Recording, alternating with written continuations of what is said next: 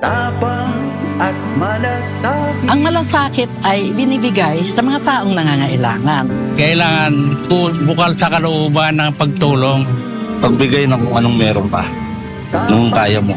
At malasakit. Ang malasakit, magsasakripisyo ka. Ang pagtulong ay walang pinipiling oras. Kagaya ni Mr. Malasakit, Senator Bongo, disyo ang magserbisyo.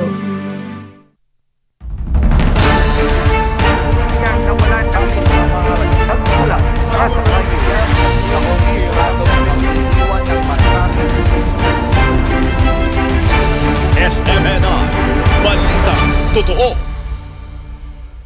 Para sa Diyos at ang Pilipinas nating mahal. Kailangan yung tayuan yung prinsipyo.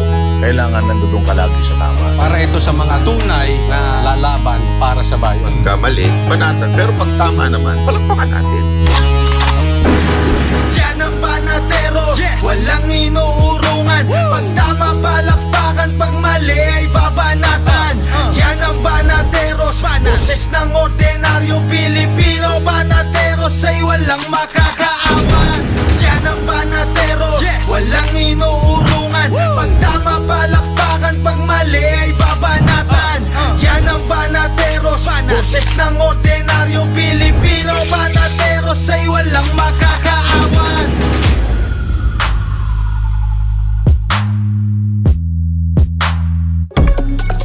Magandang gabi, Luzon, Visayas at Mindanao. Kayo ay nanonood ng Banateros sa SMNI. Ako si Coach Oli. Ako naman po si Boss Dada. At ako naman si Master Judea.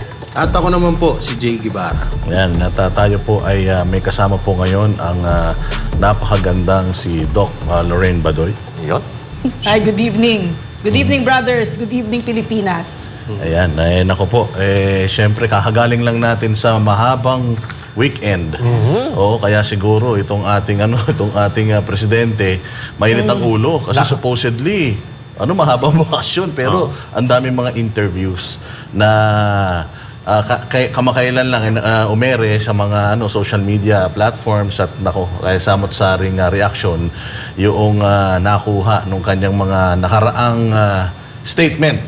Oo, pero bagong lahat, Master Judea at mga kasama, kamusta naman ang inyong undas? Ako,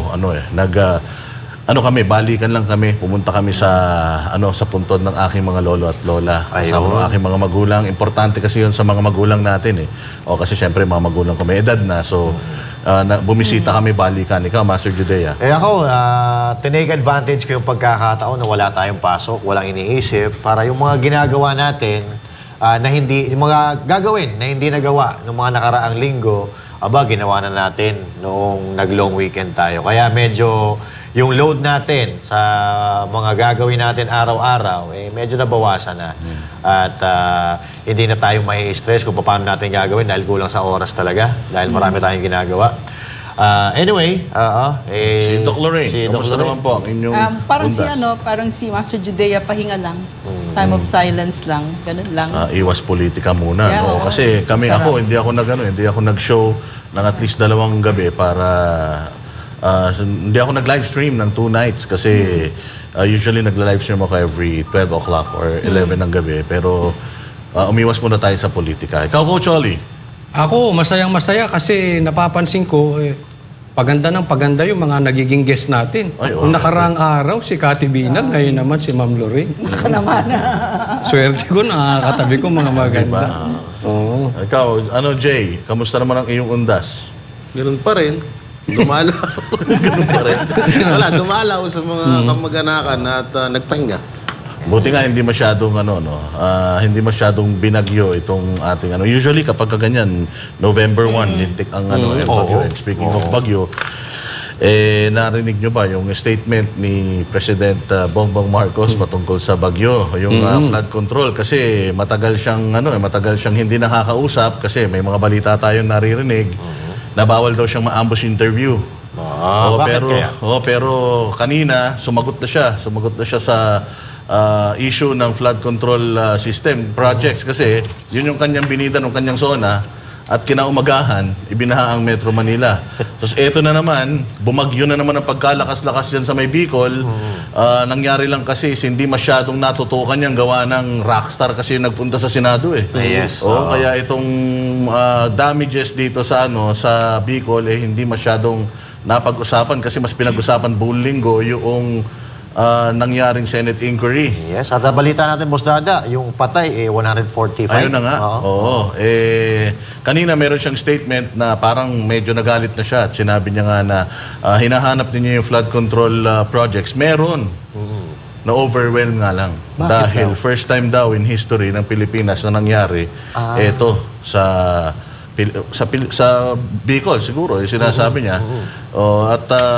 Ayun nga, na-overwhelmed daw yung mga flood control system. Kasi noong nakaraan, na tinanong siya, nasa na yung flood control system, sabi niya, nabangga ng barko. So ito naman ngayon, na-overwhelmed naman. So ibig sabihin, gusto nyo sabihin, meron talagang flood control. Hindi lang kinaya ng flood control dahil sa sobrang lakas ng ulan. Ngayon lang ba nagkaranas ng ulan ng usually, Pilipinas? when you say flood kasi, di ba yan yung sobrang tubig. Yes. So, it's overwhelming. So, na-overwhelm yung supposedly magmamanage dun sa overwhelming na tubig. So, tinalo. Hindi talaga natin maintindihan kung saan nanggagaling itong statement na to ni Presidente Bongbong Marcos. Doc Lorraine, I think statement. yung mga statements na gano'n, parang it gives us a clear view kung paano yung pamamalakad na nangyayari sa Malacanang. Because obviously the President is ill-informed. Hindi siya ini-inform kung ano yung totoong nangyayari, na siya pa yung nagagalit. 150 halos ang namatay, Mr. President. Kasi ang sinabi niya dito, noon nyo pa hinahanap yung flood control projects na yan, meron, sabi niya, meron daw. Na-overwhelm lang, yan ang sinabi niya. Saan? Pakita mo sa amin na kasi parang ang sinasabi niya dito, dito yung kung bakit tinatawag kayong budol kung ba't hindi naniniwala ang tao sa inyo. You make a report like that and then you gloss over yung nangyari sa Pilipinas na trahedya. We were all witness to it. Napakasakit tignan ng mga kababayan natin na hirap at on their own. Talagang iniwanan sila ng gobyerno. Meron pang postings doon na yung from the PIO disaster risk na office na you're on your own. Basically, ganun yung sinasabi na overwhelmed na kami. Bahala na lang kayo sa buhay ninyo. Basically, ganun. But that post was taken down. And then now you have a president who's saying that there was flood control. Pero ang nakikita natin dito, ang sinasabi niya walang corruption. Pero maliwanag, corruption. Unless iniinsulto niya yung katalinuhan ng Pilipino at he's rubbing salt to our wounds. Masakit na nga yung nangyari. Magsasabi pa siya ng ganyang lantarang kasinungalingan, Imbes na gusto ko sana marinig, Pag totoong pangulo ka, I'm sorry, I'm apologizing for what happened and we are going to do something about this, about the corruption at yung paghihirap ng ating mga kababayan na nagkandalunod sila, 'di ba? So dito kasi may mali na Coach Oli, may mali na pero inaano pa nila parang pinipilit pa nilang tinutuwid, pinipilit pa nilang pinagtatakpan. Ano bang mahirap aminin kung meron talagang problema? Kaya sa tingin ko, alam mo, Boss Dada, hindi talaga maayos ang problema natin sa baha na yan. Kasi instead na hinaharap at inaako ni BBM yung kanyang kamalian, kanyang kakulangan, gaya ni PRRD, sabi ni PRRD, ako mananagot lahat. Tingnan nyo yung difference niya kay BBM. Ito si BBM, pasa ng pasa. Sinisisi yung babae, si Christine. Pero tingnan nyo mabuti kung hindi ito excuses. Sabi niya, na-overwhelmed daw kasi mas malakas daw si Christine kaysa doon sa Yolanda. Kaya daw nabaha. First time. Pero teka muna, after the SONA mo, nakatatlong bagyo na tayo. Yung una, pangalawa, binaha din tayo. Hindi yun malakas. Excuse me po, hindi namin makakalimutan kasi that time nasa Davao kami. Kinover namin yan Kaya wala siya excuse. Bakit yung mahina, binabaha? It's not because of Christine. It's because of you. Yung gobyerno nyo, medyo mahina. Coach wala Oli, tayong pupuntahan kung puro tayo excuses. Coach Oli, hindi totoo yung sinasabi niya na mas malakas si Christine kaysa kay Yolanda. Kasi si Yolanda, 315 kilometers per hour. Namatay doon, 6,352. Panahon ni Pinoy. Panahon ni Pinoy. Tapos ang nawala ay 1,771. Itong kay Christine, may 145 kilometers per hour lang na bagyo. Ang sinasabi niya, sobrang lakas daw nung ulan. Yung Ondoy, mas madaming ulan na itinapon yun sa sa kasaysayan ng ulan. Yun yung narinig ko sabi niya sa kanina sa interview kinumpare niya. Nasa 400 daw, si Yolanda, tapos nasa 700. Malayo. Kaya nga, for discussion purposes, sabi ko nga kanina, blinag ko to, kahit masabihin natin mas malakas si Christine balikan natin yung unang naging 2 bagyo. Napakahina nun. And yet, binaha tayo. Coach Oli, reputasyon kasi yung pinag-uusapan natin dito eh. Ano bang reputasyon meron si Bongbong Marcos? Kasi noong KOJ siege, sinabi niya on national TV na walang mga baril yung pumasok doon. Tama. Walang tear At gas. walang mga tear gas. Pero kitang-kita naman sa mga vlogs natin, pati sa coverage ng SMNI, na meron talaga and hindi niya kinorek yung pagkakamali na yon, yung harap-harapang pagsisinungaling na yon sa taong bayan.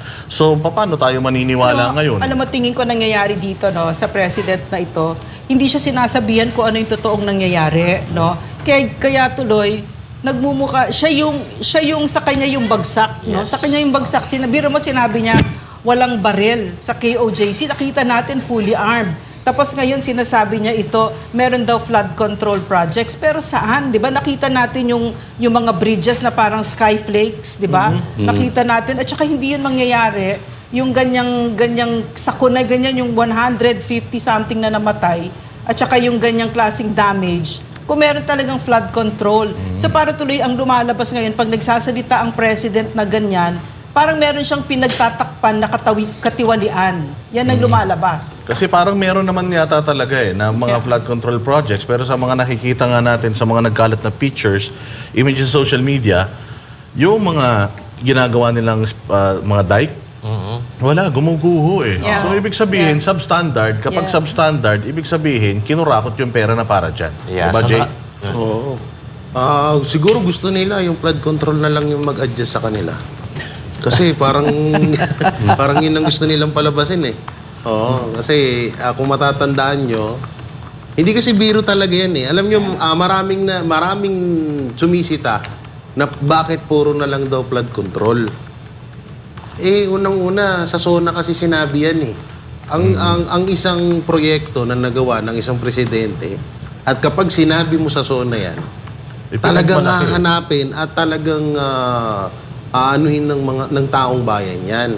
So, hindi kasalanan ng taong bayan yun kung bakit nila hinahanap yung flood control na yan sa hina ng ulan or hina ng bagyo dito sa Pilipinas, biglang ganyan yung baha, lagpas sa bubong, no? Kasalanan din to ni Marcos kasi kung wala naman talaga at kung medyo hindi pa nga tapos yung iba, ba't pa kasi kailangan ipagyabang dun sa SONA? At ito pa pinakaano dyan, di ba?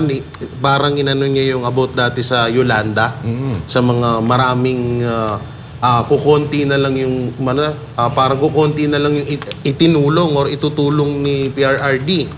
Parang siya na lang ata daw yung sasagot sa lahat ng tulong dun sa Yolanda na yun.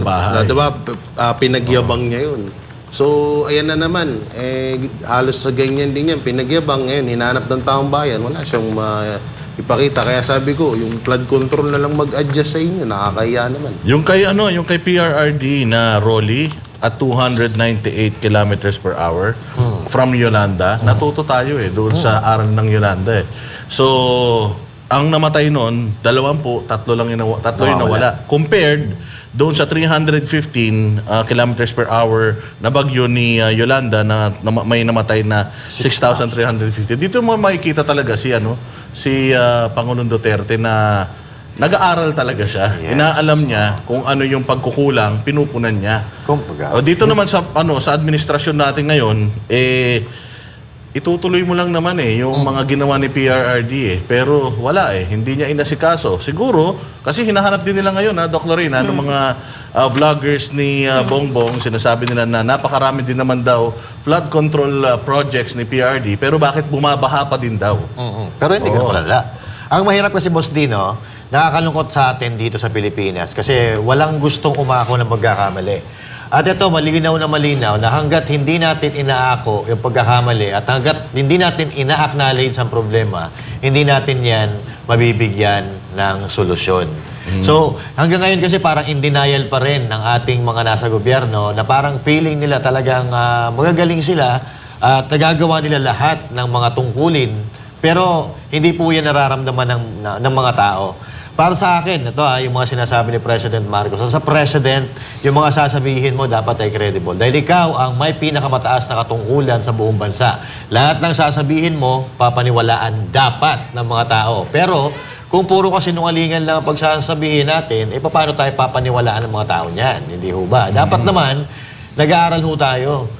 Dapat natututo tayo sa mga pinagdaanan natin. Sabi nga nila, experience is the best teacher. So parang wala po tayo natutunan doon sa mga nakaraang experience natin sa baha at sa mga nangyayari sa ating bansa.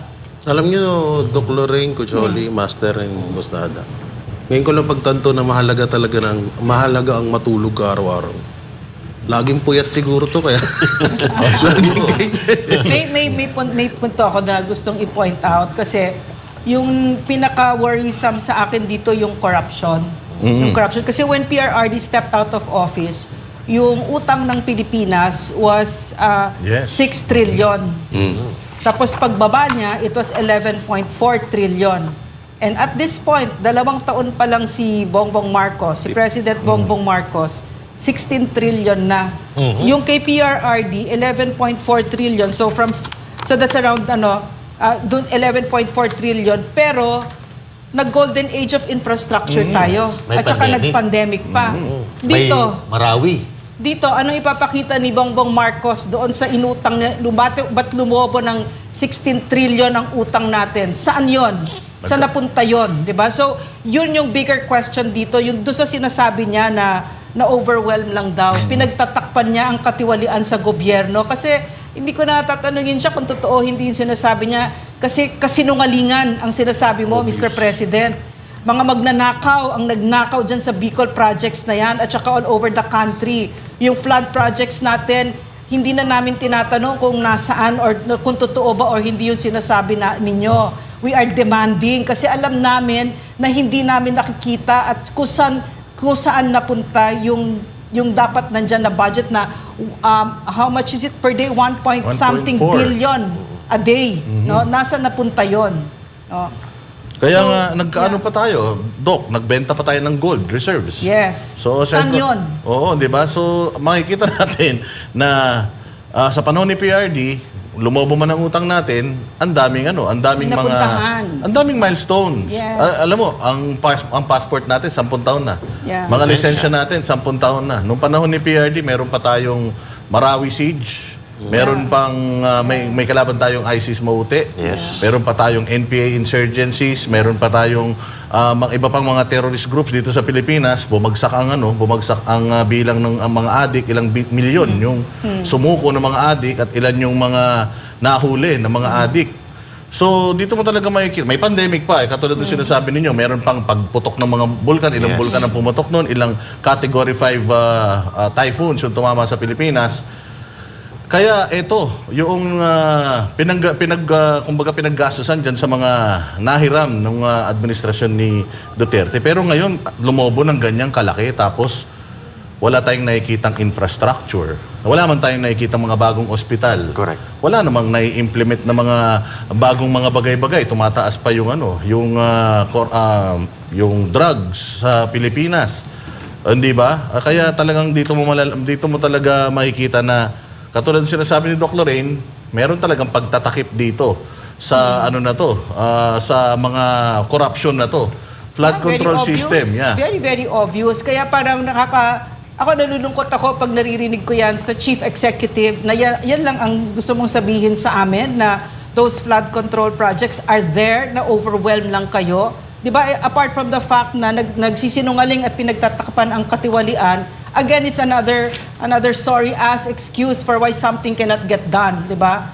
Na-overwhelm lang. So, sasabihin natin yun sa mga namatayan, na-overwhelm lang kami, di ba? Hindi, gobyerno ka. At kapag gobyerno ka, kasi in my short stint in government, nakita ko yon. Kokonti lang yung kembot mo, pero nandyan yung puso at yung resources mo, bubuti ang buhay ng taong bayan, no? So, Hindi Ayun mo ang kailangan problema ng kasi pag intervention, nauna yung yabang kesa gawa. Pinagyabang niya yung flood control na yan eh. Pero dun sa interview niya kanina, parang sinasabi niya na mga Pilipino, magtiis na lang kayo. Pag bumagyo, magtiis kayo kasi hindi natin kaya. Hindi talaga kaya ng flood control yung baha na yan. So, tiis-tiis na lang. Yung iba sa inyo, mamatay muna. Yung iba sa inyo, malunod muna. Magtiis tayo. Parang ganun na sinasabi niya. Kaya nakakasakit ng puso itong si BBM sa mga ganung klaseng statement. Parang ano. Di ba, Oli, nakita natin, no, may isang pamilya, 4 yung anak na namatay, na nakaratay doon, di ba? Ay, grabe yung sakit na dinadaanan ng mga kababayan natin. Kasi yung issue kasi ngayon, sa tingin ko, overwhelming issue na pag-usapan natin dito, corruption. Kaya nangyari ito.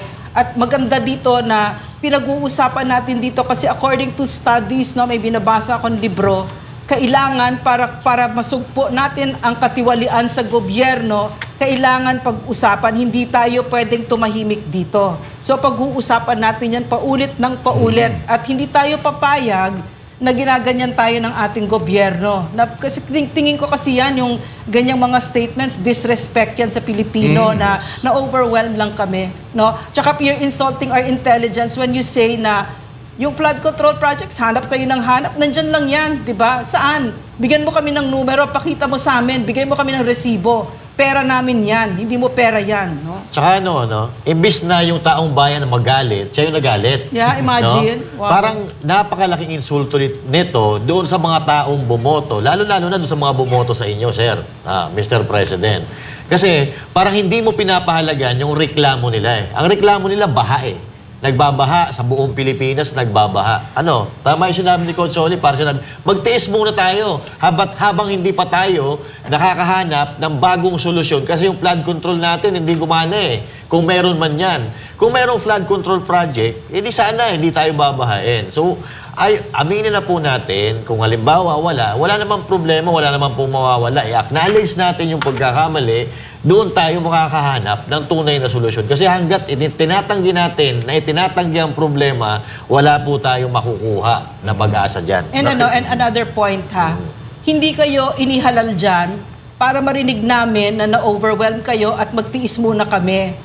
Inihalal kayo dyan para magsilbi kayo sa bayan at para bumuti ang buhay namin. At dahil dyan, binigyan namin yung tiwala namin na yung pera namin, kayo bahala dyan. May tiwala kami na you're going to handle it well. At yung mga resources, gagamitin ninyo. Diba? Ayaw namin marinig, magtiis muna kayo dyan. Diba?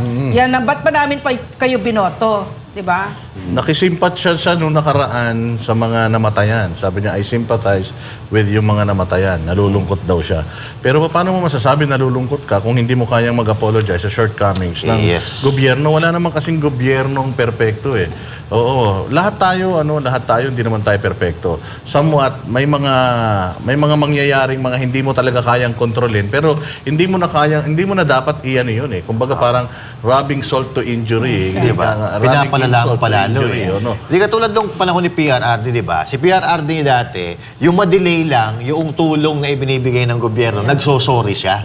Di ba? Ito, mahirap kasi yung mga alta, na parang hindi nila alam talaga yung pinagdadaanan ng mga kapatid natin Pilipino. Yung nasa baba ba? Kita mo si PRD, anong ginawa niya? Right after siyang pumunta sa Senado. Ayan, pumunta siya sa mga namatayan. Ngayon, hinahanapan nila ng issue to, na photo ops lang daw to ng mga Duterte. Well, mind you, si PRD, kapag kami mga fallen soldiers, unang-una yan na pumupunta sa mga namatay na mga sundalo. Unang-una yan na umaalo. Hindi lang yan basta kailangan mo magsalita na nalulungkot ako sa pagkawala ng mga mahal niyo sa buhay. Hindi yun ganun. Bilang isang ama ng bansa, kailangan talaga, hands-on ka. Kailangan talaga puntahan mo at personal kung talagang ikaw ay sincere sa iyong pakikidalamhati sa kanila. Pupunta ka dun sa mga tao para at least kahit paano yung spirit man lang nila ma-uplift. Importante yun yung hindi maiintindihan ng elitistang presidente. Yes. Kaya nga yan eh. Diyan natin mapagtatanto na yung ibinabato nila sa mga Duterte, lalo na kay BP Sara na gumagamit lang daw ng diversional tactic, sila yun. Sa likod ng pangbabatikos nila sa mga Duterte at kung ano-anong issue ang binabato nila, eto na pala yung ginagawa nila, yung pangungurakot sa kaban ng bayan. Obvious naman bakit? Bakit lalaki ng ganyan yung utang ng Pilipinas? Bakit hanggang ngayon, ganyan pa rin sa kakapiranggot na ulan, lubog na ang mga kabahayan dyan sa iba't ibang lugar ng Pilipinas? At ang tanong dito, ano kayang pakiramdam ni Saldico na lubog yung lugar niya? Yun ang At problema. maraming namatay. Bumili ka ng helicopter tsaka aeroplano, di umano. Ano ba yung balita na yun? Meron ba noon? Hindi ko alam, Yung balita na yun? Kasi parang may naglabas nung balita Memes. na gano'n. May ginawan pa nga ng memes. Kulay nakasakay orange silang ba? dalawa, Kulay ha? orange? Hindi ko alam Kulay kung itim anong ata, ano parang pero kulay yun yung kumakalat na balita ngayon. Well, if there's one thing na natuto ang Presidente Bongbong Marcos natin, yun yung know when to keep your mouth shut. Ika nga. Kasi tinanong din siya nitong nakaraan kung ano ang statement niya tungkol sa mga sinabi ni Inday Sara sa kanya, no comment na siya. Hindi na siya nagsalita ng mga deceive na pinagsasasabi niya. O tapos tinanong din siya kanina kung ano masasabi naman niya dun sa Senate inquiry na kung saan umattend si Pangulong Duterte, hindi na rin siya sumagot tungkol doon. Ano kaya ang tingin niyong nangyari doon? Ginagaya si BP Sara. Dati si BP Sara hindi nagko-comment. Ngayon siya naman, hindi nagko-comment. Tingin ko wala siyang tapang. Tingin ko hindi talaga siya leader, no? Kasi kapag ka ikaw leader, no, at sasagot ka. Sasagot ka talaga. Kunyari, tinanong ka, no, tinanong siya ng isang reporter, Mr. President, what can you say that the Vice President said that you're not fit to lead? Di ba? Dapat na-appreciate mo na ang hawak mo, hindi yun tungkol sa'yo. Kung hindi yung 31 million na bumoto sa'yo, mandato mo yon. Hindi ka magpapa-insulto ng ganon. Sasabihin mo, hindi yan totoo. I am the President of the Republic of the etc. But instead, what we saw was a man who ran away. No? Natakot siya sa tanong na yon. So what we're seeing now is who Bongbong Marcos is. A very weak leader. Very, very weak. No? Walang tapang. And syempre, napag-uusapan din natin mga partners yung corruption. Meron tayong paraan para makatakas dito sa corruption na to. And I've heard na itong si Pastor Apollo Kibuloy, plano niyang i-revisit lahat ng mga batas natin kung saan itong mga mambabatas natin at yung iba pang mga nagsasamantala sa kaban ng bayan ay yung iniikutan ng batas, i-revisit daw niya lahat ng mga batas na yan para mas pagtibayin. At kasi syempre nga naman kung merong opportunity to corrupt, mangungurakot talaga yan ang human nature Pero iba ang nature nito ni Pastor Apollo Kibuloy when it comes to corruption. Talagang sa kanyang simbahan, hindi talaga niya tinotolerate ang corruption. Balita natin, pag si Pastor Apollo Kibuloy daw ay naglagay ng budget sa isang proyekto, talagang lahat ng budget doon mapupunta, hindi mo pwedeng kunan yun. At makikita naman natin ito sa mga resulta noong kanyang mga nagawa dyan sa Davao, which is yung Glory Mountain, Prayer Mountain, itong Kingdom at itong Central Compound ng All over the world. Yes, all over the world. Buong mundo, sa lahat ng mga KLCs worldwide, itong zero corruption na kanyang norms ay talagang sinusunod nila. Master Judea. Tayo, mga banateros, pabalik-balik, as well as Ma'am Lorraine, pabalik-balik po tayo sa Davao. At kami po, ang buhay na saksi ng yung pinaghirapan ni Pastor Apollo Kibuloy kasama ng worker at ng mga member ng KOJC ay kitang-kita. Lagi namin sinasabi yan. Ako nga, namamangha ako Kasi kahit papaano, nakakapunta tayo sa mga hotel na magaganda, mga mamahaling hotel. Ang mga properties ng KOJC, tinalo pa yung mga hotel. Mabango, maganda, lahat detalyado. Kaya makakaasa. Ito yung sinasabi natin na ipinapangako pa lang, nagawa na nila. Di ba? Hindi katulad nung iba, nangako ng pagtakbo nila sa kanilang mga pwestong tinatakbuhan sa gobyerno, pero wala pa rin nagagawa. Pero ito ang patunay na si Pastor Apollo Kibuloy ay talagang may magagawa sa gobyerno. At totoo itong galit si Pastor sa korupsyon. Kasi nabalitaan namin, may mga miyembro na medyo na-involved sa pera, sa pag-uumit ng pera. Hindi yan, hindi yan tinotolerate ni Pastor Apollo Kibuloy dahil galit nga siya doon sa korupsyon. Kaya tayo, bilang nakakakilala sa KOJC, SMNI, alam natin na kung halimbawa si Pastor Apollo C. Kibuloy ay mananalo bilang isang senador, ang pondo na ilalaan para sa kanya ay nakakasiguro tayo na ito ay mapupunta sa tama. At saka balik tayo doon sa basics. Ano ba yung definition ng corruption? Yung corruption, yung pera na ipinagkatiwala sa iyo, ay ang nakikinabang lang ay kakaunti. Nakita natin kay Pastor Kibuloy, hindi ganon. Kasi nga, di ba sa mga cases niya, sinubukan nila i-freeze yung accounts niya kasi akala nila kinamkam niya yon. Pero hindi ganon. Everybody sa kingdom are all owners. No? So, mahalaga yung katulad nung sinabi ni Master Judea, no, na hindi na nag-eksperimento si Pastor kasi alam na niya kung paano gawin. Na meron na siyang track record. Hindi katulad ng mga politiko, puro salita pag elections, which is what we're going to now towards another election year. So, ang hahanapin natin sa ating mga iboboto at pagkakatiwalaan ay yung may track record. Wag yung madaling magsalita.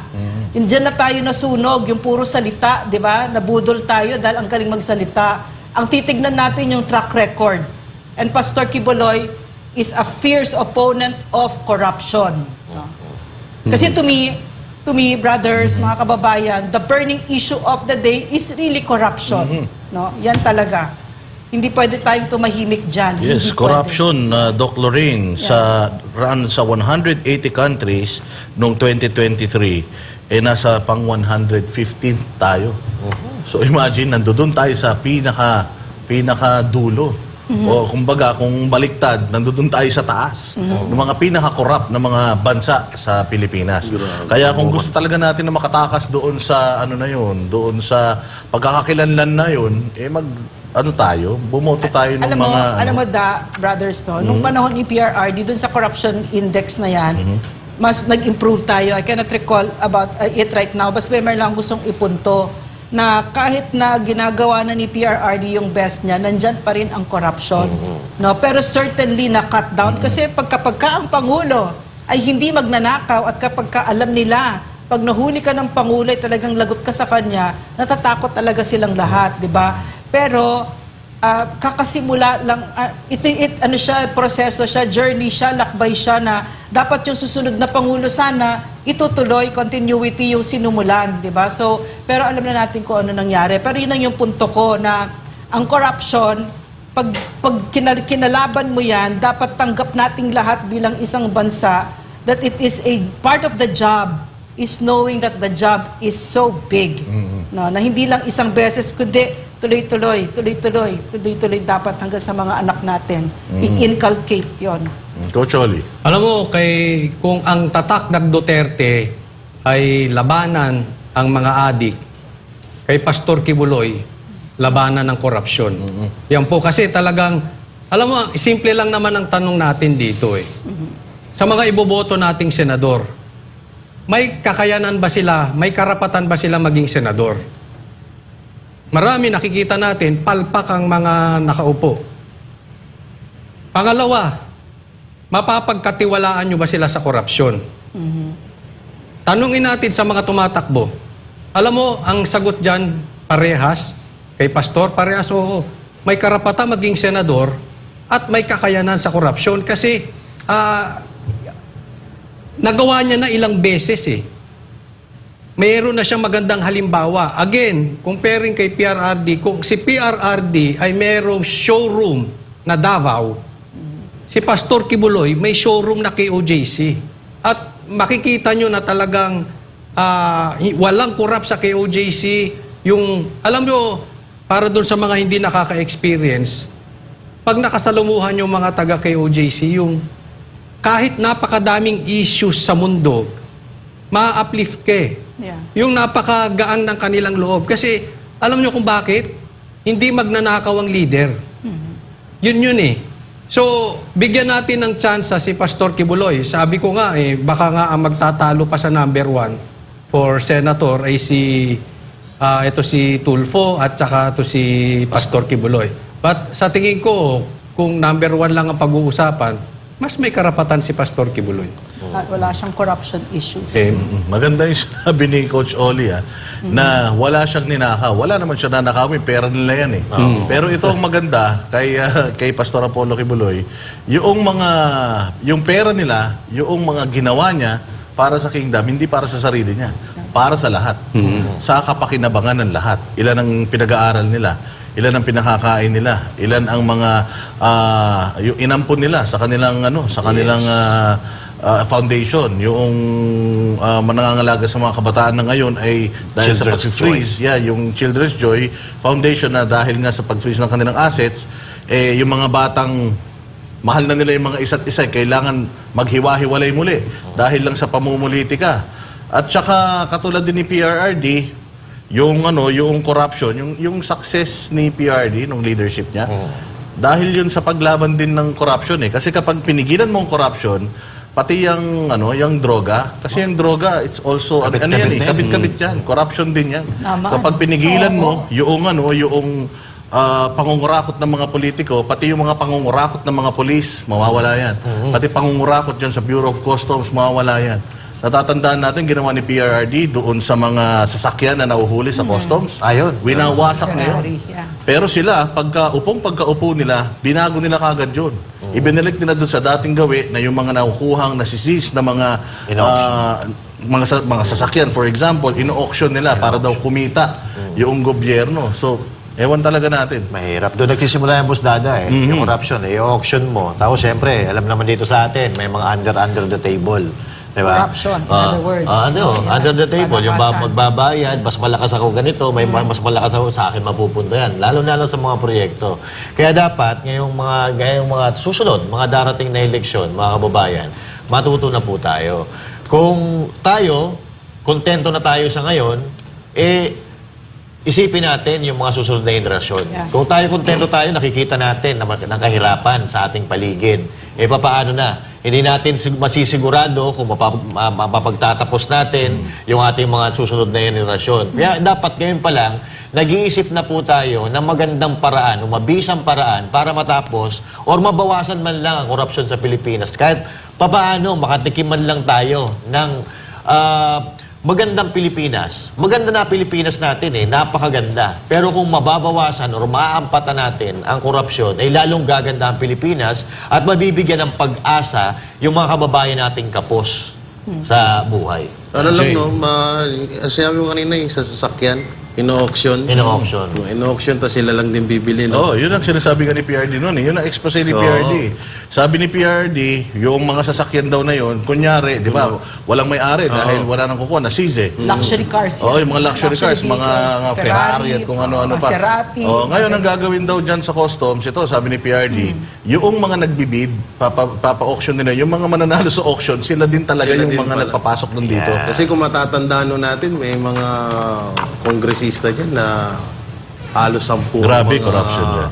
Halos 10 ang mga sports. Kaya ito, mabalik tayo dun kay Pastor, no?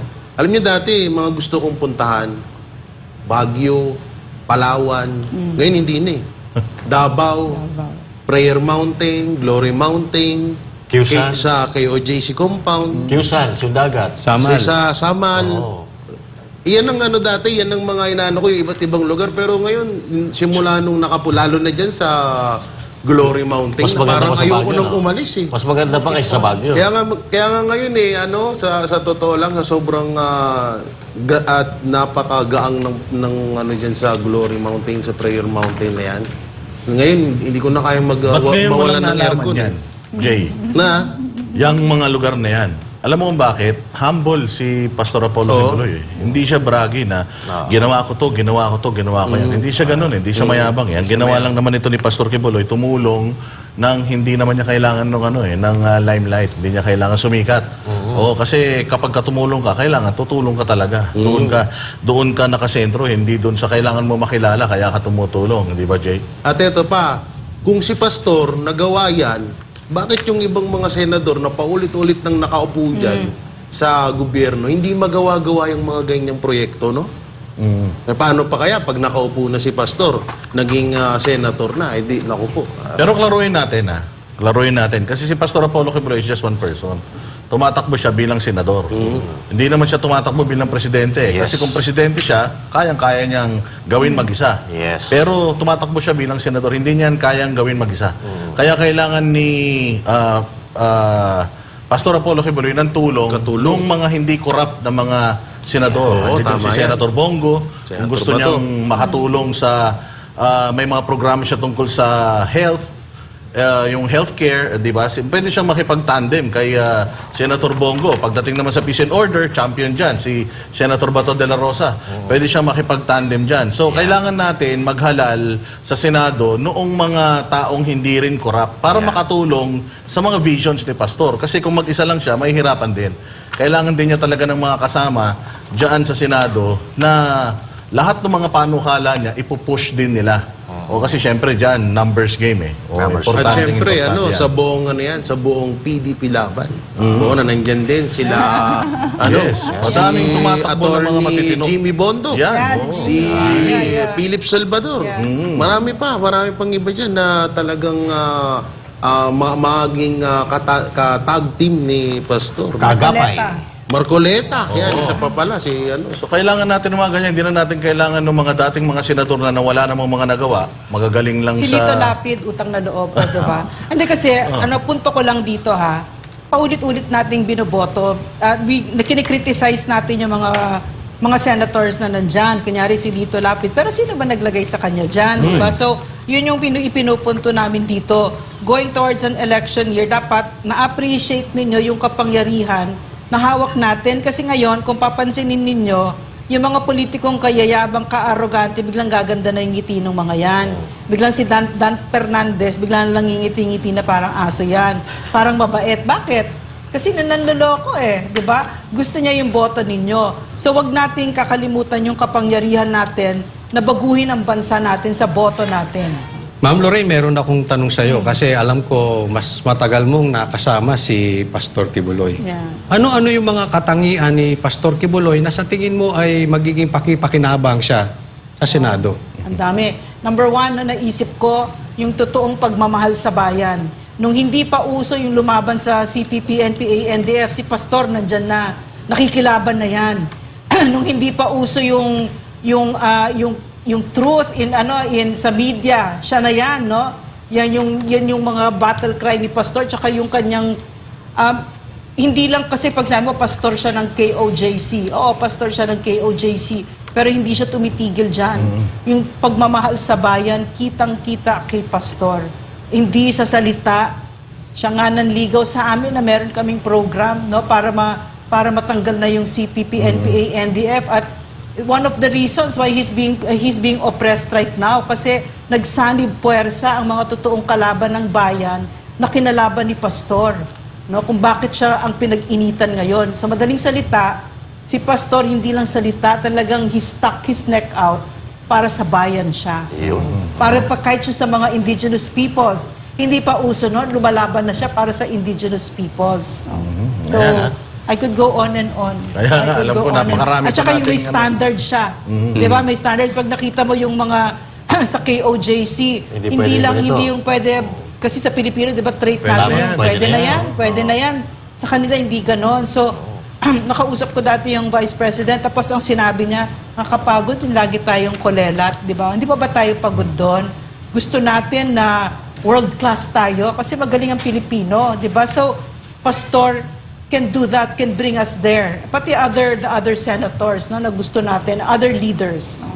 Alam natin, marami pang gustong sabihin si Doc Lorraine, pero mag-break po muna tayo. Huwag po kayong alis at magbabalik po ang programang Banateros. Yan ang Banateros, walang inuurungan. Pag tama palakpakan, pag mali ay babanatan. Yan ang Banateros, boses ng ordinaryong Pilipino. Banateros ay walang makakaawan.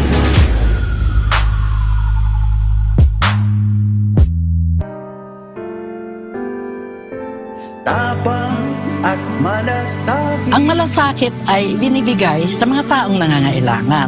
Kailangan bukal sa kalooban ng pagtulong. Pagbigay ng kung anong meron pa. Nung kaya mo. At malasakit. Ang malasakit, magsasakripisyo ka. Ang pagtulong ay walang pinipiling oras. Kagaya ni Mr. Malasakit, Senator Bongo, bisyo ang magserbisyo.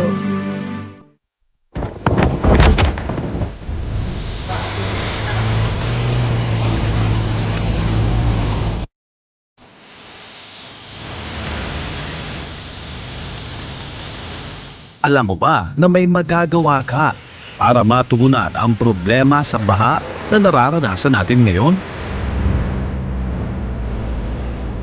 Maging bahagi ng solusyon.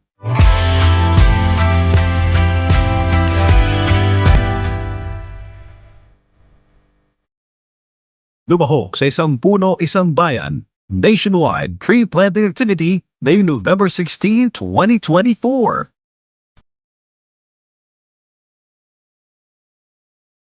Para sa kalikasan, para sa bayan.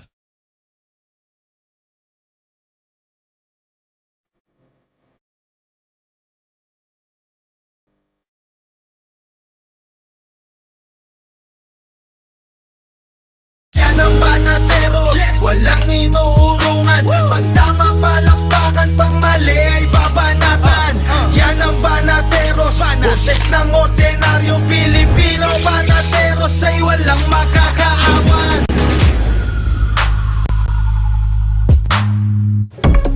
Ayan, mga banateros worldwide, mga partners, meron lang po tayong breaking news. Ibinahagi ni Davao City 1st District Representative Paolo Duterte sa SMNA News ang resulta ng kanyang hair follicle drug test at ito ay nag-negatibo. Matatandaan na kumasa si Congressman Pulong sa hamon ni Vice President Sara Duterte na magpa-drug test ang mga mambabatas at kumakandidatong kongresista. Ayun. So kitang-kita naman natin, talagang kita mo. Siyempre kapag ikaw nagpanukala ka, dapat unahan mo. Oo, ikaw lead by example. Oo, kasi meron siyang panukala na gano'n. And ang talagang alam naman natin, ang talagang naghamon kay VP Sara ng drug testing, Banateros, si Doc Lorraine, talagang tayo ano yan. Oo, nasa Davao pa tayo. Sinabi nga ni Doc Lorraine na kung si Inday Sara ay mapapatunayan niyang nagda-drugs, mag-withdraw siya ng kanyang ano. Natural. Kayo ba? Alam mo, Kunyari nag-positive si Inday.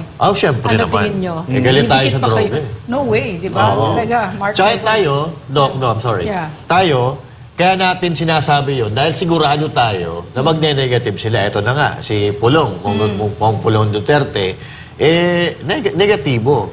So yan dapat ang tinutularan natin. Ito, masasabi natin na si Kong Pulong ay ligtas na sa kapangyarihan ng droga.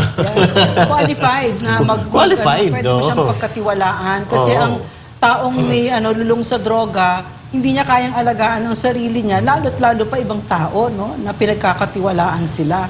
Susunod kaya, Doc Lorraine, Yeah. yung mga kasama ni Pulong sa Kongreso. Kasi si Migs Nograles, nagpa-drug test Di din ba siya. sabay sila? Hindi lang po ako sure kung sabay sila, pero kung sabay sila, dapat lumabas na rin yung resulta nung kanya. Really? Pero hindi natin alam kung Pero we thank her, di ba? Oo. Magaling. Very good for Migs Nograles Yun for ang doing importante. that. Magaling. Kasi kailangan mong patunayan sa taong bayan yun. Kasi representante ka ng taong bayan eh. So kailangan talaga, when you represent the people, pagka hinihiling ng taong bayan na ipakita mo ito, magbukas ka ng iyong libro, magpa-drug test ka, dapat gawin mo. Correct. Pero nagtataka tayo, itong mga ibang congressman, katulad ng mga young guns, Ang dami nilang chechi bureche. Hindi na lang Alam mo sabi ni PRRD, nung lumabas yung cocaine video ni Bongbong Marcos, di ba? Tapos ang sinabi niya, hindi daw, sabi nung nila Balos, hindi daw authentic, di ba? Tapos sabi ni PRRD, with all due respect to yung mga nag-authenticate, the best evidence na authentic yung video na yan is the President's refusal to take a hair follicle test. Yun ang sinabi niya. And worst, of his drug addiction. Yan ang sinabi ni President Duterte. Nako po, Diyos Yan, ko po. Trillanes left the group. Ano na, Trillanes eh. Ikaw ang ano ng ano dati kay Pulong eh. Speaking of Trillanes, Coach Oli, di ba, nakita mo naman, ang Iglesia ni Cristo, ang INC, Net 25, nag-expose, Doc Lorraine, na si Trillanes daw ang nagpapatakbo ng Quadcom hearing na yan dahil pakalat-kalat daw siya at di umano, meron daw silang CCTV footages na talagang nandiyan siya. Ang Congress, they're always quick to respond sa mga ganitong kita niyo naman yung kay Colonel, nag-respond kagad sila, press con kagad sila that same day. Pero dito sa sinabi ng ng mga kapatid natin sa INC, hindi pa sila nagde-deny. O tahimik pa sila. O kaya talagang Alam mo kung bakit, Boss Dada? Mag-e-election eh. Kailangan nila yung INC kaya tahimik muna sila. Nako. Tsaka yung posibleng rin yan. Hindi yan magsisinungaling ang INC. Siyempre may hinahawakang yan eh. Pangalan yan na hindi masisira. No, kaya ako naniniwala ako dyan. Sina-challenge nga nila, Jay eh. Parang sina-challenge nga nila to deny it. Pag dininay nyo, Ilalabas yung video. Ngayon, Trillanes, kung may yagballs, kaya di patunayan. Actually, isa rin yan, hindi rin siya hindi rin siya umiimik tungkol dyan. Malaking issue yan. Oy, grabe kung yung mga infrastructure projects dito sa Pilipinas, ine-expose ni Yolanda, pati flood control system projects, yung Quadcom. Abay, kaliwat kanan yung mga Na-expose din nila. na-expose sa kanila ng mga kabulastugan nila. Dapat i-collapse na yung Quadcom na yan. No? Pero alam nyo, manawagan ako sa mga Pilipino, kung gusto nating maayos ang ating bayan at gusto nyo makaganti sa mga abusado, panawagan nyo sa inyong lugar, sa inyong distrito, sa inyong probinsya, sa inyong syudad, drug test. Yeah. Lahat, drug test. Kasi malalaman natin kung sino yung matatakot sa drug test. Malamang-lamang yan, addict yan, or nag-aalaga ng addict pagtakot sa drug test. Ngayon lang tayo manawagan kasi mag-e-eleksyon. Ngayon lang tayo may kapangyarihan sa kanila. Ipanawagan natin sa buong bayan. Lagi drug test, drug test, drug test. Kaya ako may tanong kay Ma'am Lorraine. Siya po ay party list. Ikaw ba ay handang magpa-drug test? Naka-schedule na kami next week. Ayun. Alam mo ba, tapang-tapang ko, magpapadrug test ako, hindi naman ako addict, no? Nalaman ko, limang parts pala yun tatanggalin. Magkakapoknat ka dyan, doon ako nainit. Pero para sa bayan. Pero isipin mo, si Migs, although wala pa yung result niya, nagpa-drug test. Sana Migs, yung mga tropa mo dyan, yung mga tropa nyo, yung mga kampo ni Martin, bulungan mo, pa-drug test din kayo para hindi kayo napagbibintangan ng tao. Totoo man yan or hindi, pa-drug test kayo. Sundan ko yung sinabi ni Coach Oli kanina, yung panawagan mo kanina, no? Sa lahat ng mga Pilipino, hanggang sa pinakadulo-dulo ng barangay. Kasi yung uso na ngayon ng Facebook alam ko yung mga halimbawa sa Albay, mayroon yung mga groups, no? Groups. Pwede kayong manawagan doon para makita ng mga kasama ninyo or ng mga politiko dyan sa inyo na nananawagan talaga kayo doon sa mga group ninyo, halimbawa kung saan mang group yan. Kasi alam ko lahat ng lugar may, halimbawa, Cavite group, may mga sa mga komunidad, may mga grupo-grupo yan. Manawagan kayo individually. Lahat sama-sama na tayo dito para masiguro natin na malinis ang mga uupo sa mga susunod na darating na eleksyon. Wagamat wala pang batas para doon, tayo na. Tayo na mag-initiate. Tayo na yung mag-demand doon sa mga magre-representa sa atin. Kasi sila mga representatives. Kasi alam mo, napakasakit nung ginagawa ni President Bongbong Marcos na nagde-demand ang taong bumoto sa'yo na magpa-drug test ka pero binabaliwala niya. So, yun yung sinasabi ni Coach Oli na going towards an election year na nagpapakabait sila sa ating lahat ngayon. So, ngayon tayo mag-strike. Kasi pag nakaupo na yan, kita nyo naman, basura mga satanas, diba? Mga satanas na yan. Hindi naman lahat. Yung mga totoong lingkod bayad, hindi ganon. Tsaka maanuhin mo rin yung mga congressman, yung iba pang mga politiko dyan na bakit hindi sila nagpapadrug test. Siguro, inaantay lang din nila yung leader nila. Diba? O katulad niyan, na congressman, ang leader dyan, si Martin Romualdez. So, siguro, inaantay nila. Kung kayo naman, Martin Romualdez at Marcos, bilang leader ng mga leader naman kayo, edi magpresenta kayo na magpa-drug test. Alam namin na magsusunuran yung mga nasasakupan nyo. Diba? Alam mo, ang delikado kasi, kapag ka hindi na tayo nagagalit, kapag ka tinatanggap na lang natin ito, yung outrage na wala na, yung sense of outrage na meron tayong pangulo na lulong sa droga. Siguro lulong siya sa droga kasi hindi siya nagpapadrug test, di ba? Hindi dapat mawala sa atin yung dinidemand natin, yung certain standards, no? Okay. Totoo yan, pag di nagpa-drugs, pali. Pag di nagpa-drug test, sigurado, ano yan, positive yan. Yan. Kaya hamon natin sa mga, kahit sa mga senador, lahat na. Ay, sorry ha. Pahamon natin sa mga senador at congressman, kung talagang gusto nyo maniwala ang taong bayan na kayo ay malinis, pa-drug test na tayo. Kasi may kasabihan nga, pag ayaw, may dahilan. Pag gusto, maraming paraan. Maraming paraan. Yan. Tama yan. Tama. Tsaka hindi kaya yung mga ayaw magpa-drug test, baka may mga hawak silang mga sindikato ng mga nagbibenta ng droga sa mga lugar-lugar nila. Kaya siguro, kaya ayaw rin nila magpa-drug test kasi baka masagasaan nila. Yeah. Pwede. May punto ka Di ba doon. sabi ni PRRD nung Senate hearing, hindi lang ito problema sa Pilipinas, kundi worldwide, di ba? At saka yung pag inaral nyo yung drug trade, talaga mula sa simula niya nga hanggang doon sa dumating siya sa Pilipinas, mula South America hanggang sa atin, puro krimen yan, puro karumal-dumal. No? So, Wala namang maganda na iludulot ang droga. Wala. Lahat yan, Bakit negative. ganun? Bakit sinasabi ni General Marbil na parang lang yan, Red Bull lang? Parang Red Bull lang? Parang pang ano lang daw yan. Yan daw Grabe yun, drugs. ano? Pang-energize. Pang-boost lang daw ng energy. Pinagtanggol pa? Hindi ko maintindihan. Aba, matindi. Bakit pataalam ninyo? parang inano niya, ginastify niya. Oo. Ano yung parang sinabi niya, Hindi masama ang droga.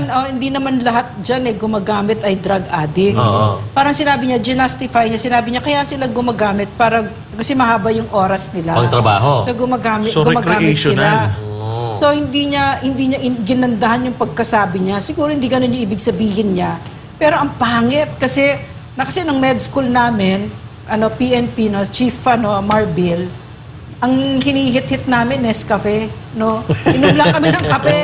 Wala kaming mga at saka ba't mo ginajustify at ginaganyan mo pa parang okay siya, 'di ba? Okay siya parang sa iba. walang parang hindi na siya krimen. Doc, Di ba, ganon? baka kaya nasabi ni Marbil yun dahil nakokontrol niya yun sa kanya.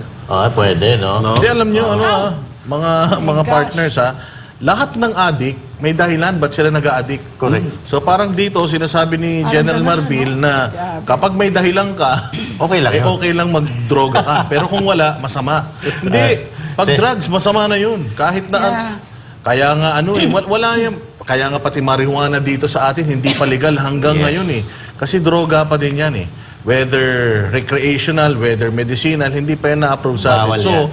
sa batas, General Marbil, bawal po ang droga. Hindi na natin kailangan pang i-justify yung mga different use ng droga o yung mga walang benepisyo yan sa buhay ng Parang tao. niya, parang sinoffen niya. Parang minimize niya na, ayun naman, mahaba kasi yung oras nila, kaya sila naggaganon. Hindi sila addict. Pero totoo yun hindi porket user ay addict. Hindi yun, pwedeng user siya. Pero parang sinasabi niya, binibigyan niya ng justification. Di ba? Parang pinapagaan. Pinapagaang niya. Grabe hindi. naman kayo sa mga addict, parang ganon. My Alam nyo, Sir Marbil, no? Grabe. Kayo po ay pulis, dapat kalaban po kayo ng mga addict. Di ba? Oo. Hindi dapat ginajustify. Ito pang-boost ng energy. Katulad na lang halimbawa, gawin natin, bus driver, gumagamit para may energy para hindi sila makatulog. Oras kasi siya magmaneho. Di ba yan din ang nagiging dahilan para madisgrasya yung kanilang mga minamaneho? So hindi po. Basta bottom line here, whatever it is, droga is droga. Bawal po yun, sir. Wala natin i-justify. Ibig sabihin nun ibig sabihin pag ako'y magulang naman, yung anak ko nagmamaneho ng maayos, di ba? Pero may bus driver dyan, bus driver na kargado, shabu, di ba? Lumilipad-lipad yung utak. Ano? At saka maraming maraming hindi ito kwento na nangyari lang, maraming buhay ang nawala dahil dyan. na mga bata, na mga nanay, may mga mahal sa buhay. Tapos ang sinasabi mo, kasi naman mahaba yung ano nila, intindihin na natin. Parang ganun eh. Diba? Law enforcer ka. Hello. Tsaka Alam mo, first- pagkakasabi, Ay, sige, coach. alam mo, pagkakasabi niya dyan, kasi yung per ora kasi itong mga tao na Oo, ito. ganun, per ora. So, ibig sabihin, halimbawa, ang trabaho mo ay per ora, okay na, intindihin ka namin, mag-drugs sige, ka. mag-drugs ka. Ngayon, at least, kasi kailangan mo makapag-uwi ng pangkabuhayan sa pamilya mo. Para on the side, kung sumabog ka man, mang-rape ka o may mapatay ka, okay lang kasi importante yung pamilya mo. May makapag-uwi ka. Pakain, Kasi total per ora ka. Sabi niya may mga pinapakain yan. Galing to sa pulis. Yeah. My Chief of God. Police, di ba? Chief Kaya- PNP. Grabe, Ay, no? nako. First time, ano yan? First time ko marinig sa isang general. Kung nung panahon ni PRRD ay pinupuksa ang mga adik. Ngayon, Ngayon, nung dinonormalize. panahon ngayon, tinotolerate na. Yes, At higit pa sa dinonormalize. lahat, pinagtatanggol pa nila. Tingnan nyo sa Senate hearing. Eto, Tingnan nyo yung mga witness dyan. O si yung pinalaya, si Espinosa, 'di ba? Ano 'yun? Ang tawag doon? Siya mismo umamin na drug lord siya. Kaya ngayon ano talaga natin na kamping-kampi ang gobyerno natin sa sa mga adik. Kaya pala, yung pagdodroga ngayon, binablog na. Wala naman palang uhuli, okay lang pala yan eh. Hindi pa siguro Kasi nakita ni Doc Kasi per Lorraine ora. Hindi mo pa ba napanood yun, Doc Lorraine? Ano Isang yun? vlogger na binablog niya yung pagdadrugs niya. Tutorial, do. Tutorial Meron siyang drugs. tutorial. Oo. Nagdadrugs. Shabu, gumaganon. Oo. Nalakas ng loob ng Bawal adik. Bawal Bawal yun. yun. Pero Sa panahon ni ibig sabihin, PRRD. ganun na nga ngayon. At Ganun saka nakatalamak. alam mo, hindi tayo dapat pumayag dyan kasi nakikita natin ang Amerika ngayon. Yung i-google nyo lang, yung YouTube nyo lang, naiiyak ako pag nakikita ko, no? Yung mga bata na America is destroyed because ang sabi ni PRRD yung analysis niya, no, their government has failed them. Hindi na krimen ang pagdadrugs ngayon. Kahit sa harap ng pulis, may tumitira at may nagbebenta, hindi nila pinapansin.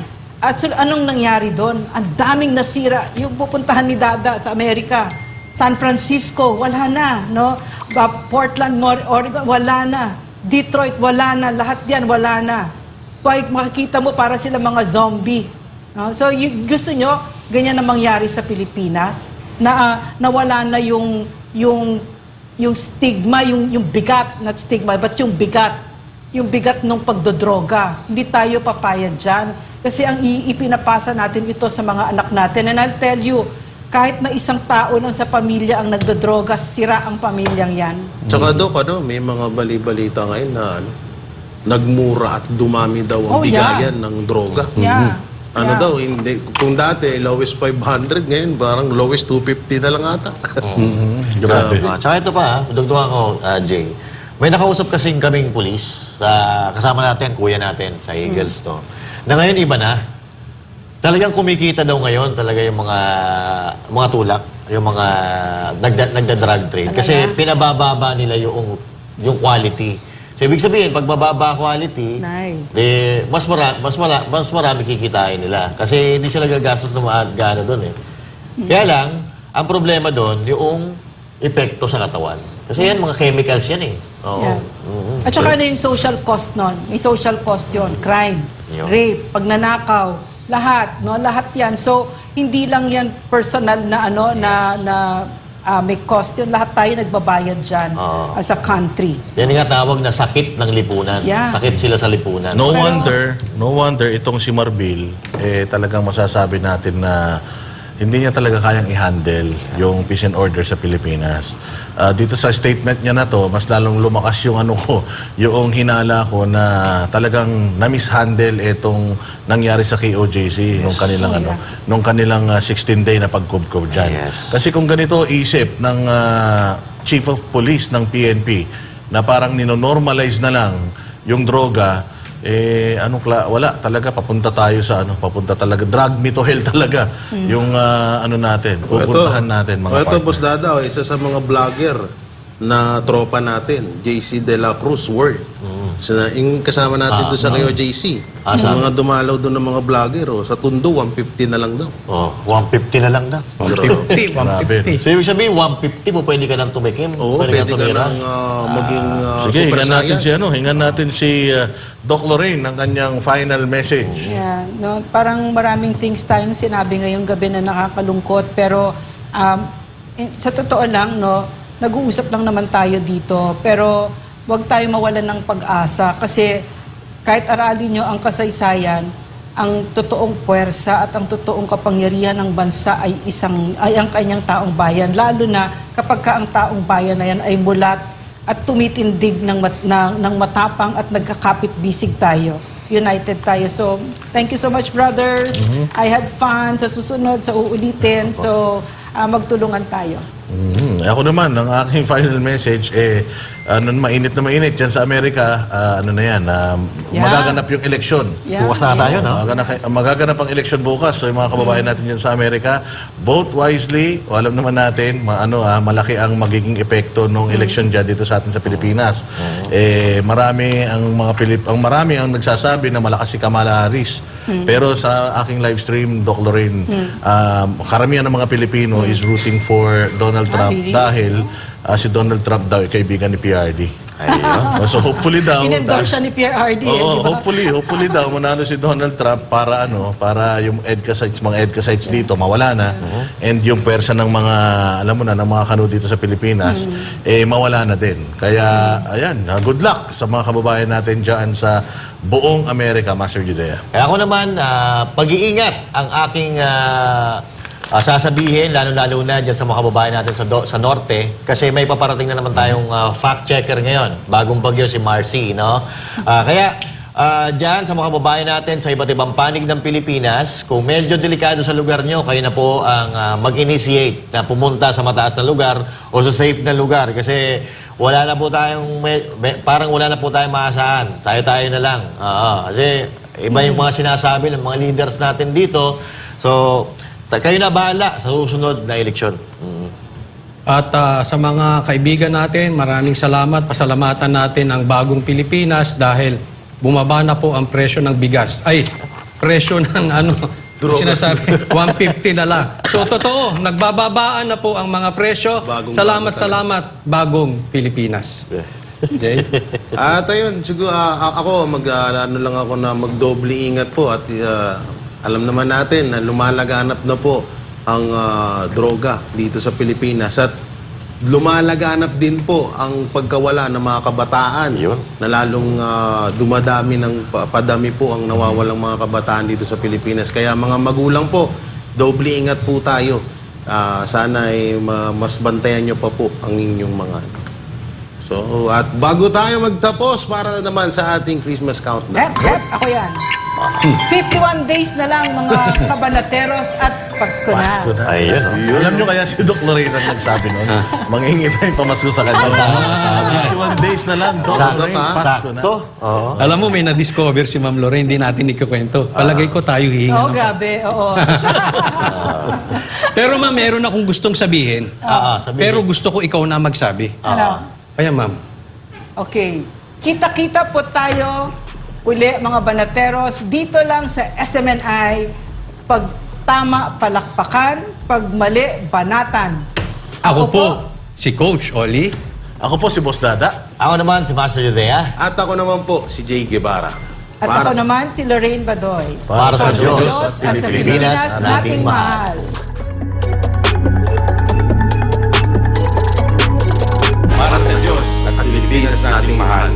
Kailangan yung tayuan yung prinsipyo. Kailangan nandudong ka lagi sa tama. Para ito sa mga tunay na lalaban para sa bayan. Pagkamali, banatan. Pero pag tama naman, palakpakan natin. Yan ang banateros, walang inuurungan. Pag tama, palakpakan. Pag mali ay babanatan. Yan ang banateros, boses ng ordinaryong Pilipino. Banateros ay walang makakaawan. Yan ang banateros, walang inuurungan. Pag tama, palakpakan. Pag mali ay babanatan. Yan ang banateros, boses ng ordinaryong Pilipino. Banateros ay walang makakaawan.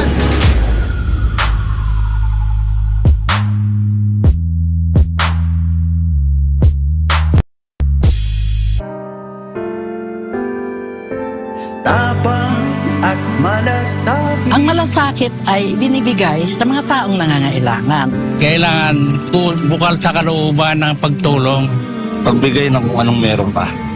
Nung kaya mo. at malasakit. Ang malasakit, magsasakripisyo ka. Ang pagtulong ay walang pinipiling oras. Kagaya ni Mr. Malasakit, Senator Bongo, disyo ang magserbisyo.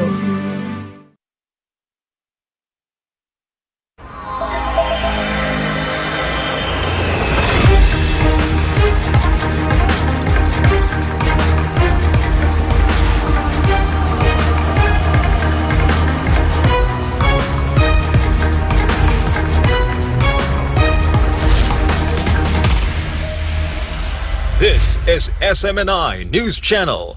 Truth that matters.